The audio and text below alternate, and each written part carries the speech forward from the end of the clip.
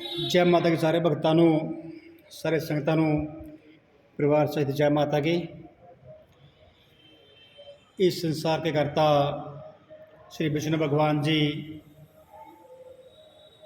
माता सरस्वती जी और श्री गुरु महाराज के चरणों में नमस्कार करके मैं माघ महीने की कथा को शुरू करता हूँ।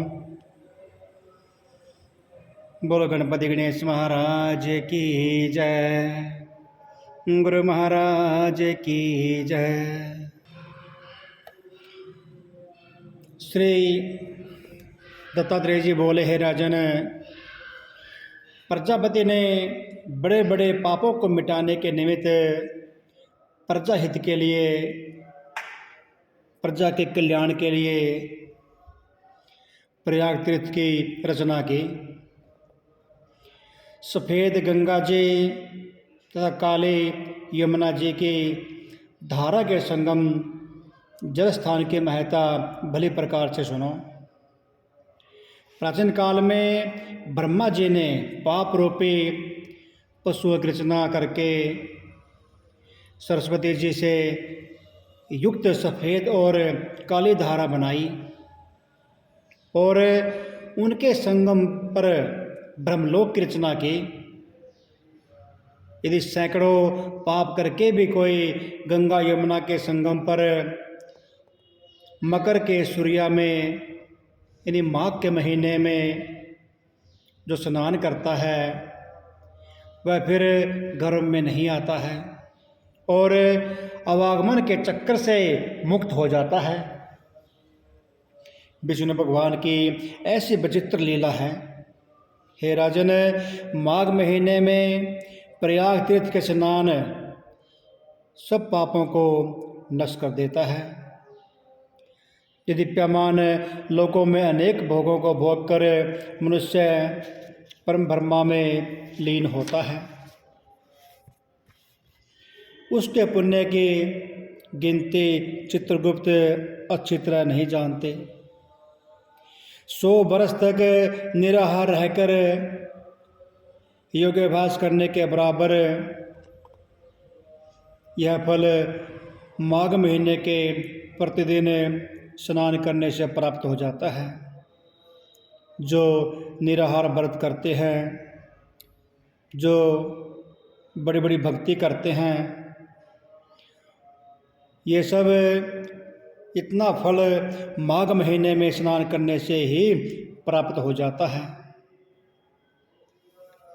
रवि ग्रह में, कुरुक्षेत्र व पुष्कर में सैकड़ों मन सोना दान करने के बराबर जो फल सैकड़ों अश्वमेध यज्ञों का होता है, 1000 राजस्व यज्ञ करने के बराबर जो करने से प्राप्त होता है, वही फल माघ महीने में गंगा यमुना के संगम पर त्रिवेणी में प्रतिदिन स्नान करने से प्राप्त हो जाता है।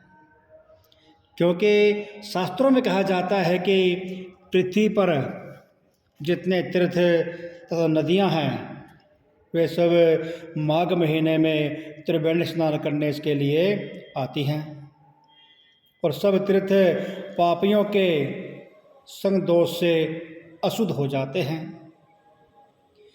माघ महीने में वे पवित्र हैं, अतः स्नान करने से वे सब पाप रहित हो जाते हैं।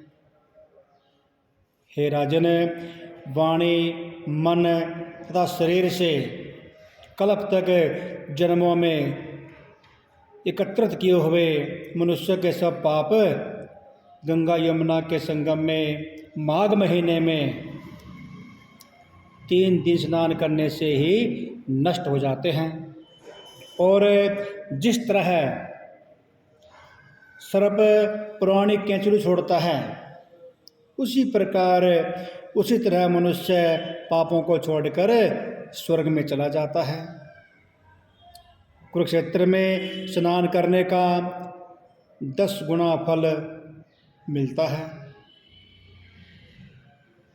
जहाँ पर गंगा जी विंध्य पर्वत से मिलती है, इससे भी 100 गुना फल काशी की उत्तर वाहिनी गंगा जी में मिलता है।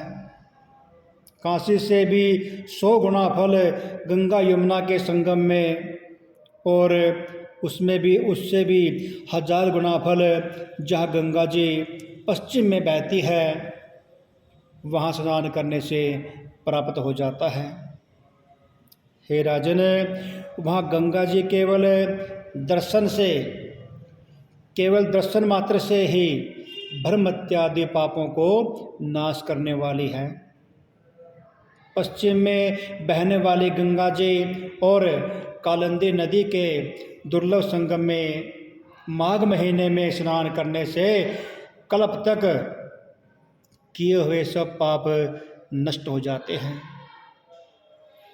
अमृत को ही संसार में त्रिवेणी कहते हैं। कलयुग में छिपे और सत्य आदि युग में प्रत्यक्ष रूप से संपूर्ण देवता त्रिवेणी में माघ स्नान करने के लिए आते हैं। माघ महीने में 3 दिन स्नान करने पर